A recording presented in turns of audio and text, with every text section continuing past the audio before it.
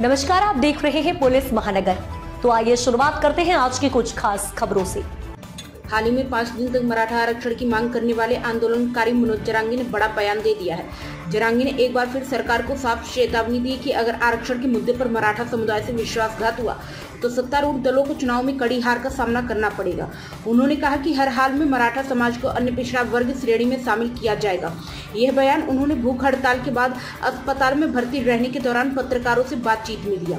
जरांगी ने 5 दिन की भूख हड़ताल के बाद आंदोलन वापस लिया था, जब महाराष्ट्र सरकार ने मराठा समाज को उनकी कुणबी पहचान का ऐतिहासिक प्रमाण पत्र प्रस्तुत करने पर कुणबी जाति प्रमाण पत्र जारी करने के लिए समिति बनाने की घोषणा की, जो कि कुणबी को ओबीसी वर्ग में रखा गया। इस फैसले को मराठा समुदाय के लिए राहत के रूप में देखा गया। मनोज जरांगी ने स्पष्ट किया कि अगर हैदराबाद और सातारा के राजपत्र में 1 महीने में लागू नहीं किए गए तो वे सत्ताधारी दलों को आगामी चुनाव में धूल चटा देंगे। उन्होंने यह भी कहा कि उनकी लड़ाई पूरे मराठा समाज के लिए है और अगर कोई भी क्षेत्र इससे अछूता नहीं रहेगा। जरांगी ने आगे कहा कि कुंकोट क्षेत्र के मराठों को अब तक आरक्षण का लाभ नहीं मिला है और यह आंदोलन तब तक जारी रहेगा जब तक वे इसका फायदा नहीं उठा लेते। उन्होंने चेताया कि अगर राज्य इस अवसर को खो देगा तो 40-45 साल बाद लोग पछताएंगे और आने वाली पीढ़ियों को भारी नुकसान उठाना पड़ेगा।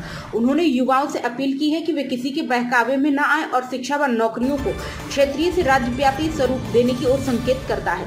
जरांगी ने ओबीसी वर्ग की कुछ नेताओं की आलोचना पर प्रतिक्रिया देते हुए कहा कि अगर ओबीसी को लाभ होता है तो उन्हें कोई आपत्ति नहीं बल्कि खुशी होगी। उन्होंने तंज कसते हुए कहा कि कुछ ओबीसी नेता हमेशा शिकायत करते हैं, लेकिन सरकार को सबके लिए समान कदम उठाना चाहिए, चाहे वे दलित हो, मुसलमान हो या आदिवासी हो या किसान हो। दूसरी ओर ओबीसी नेता और मंत्री छगन भुजबल ने सरकार के इस फैसले पर आपत्ति जताई और कैबिनेट बैठक से दूरी बनाई। उन्होंने संकेत दिया कि वे इसे कानूनी चुनौती दे सकते हैं, जिससे साफ है कि मराठा आरक्षण का मुद्दा फिलहाल सुलझने से दूर है। अब तक की खबरों में बस इतना ही। ऐसे ही खबरों के लिए बने रहें हमारे साथ। तब तक के लिए नमस्कार।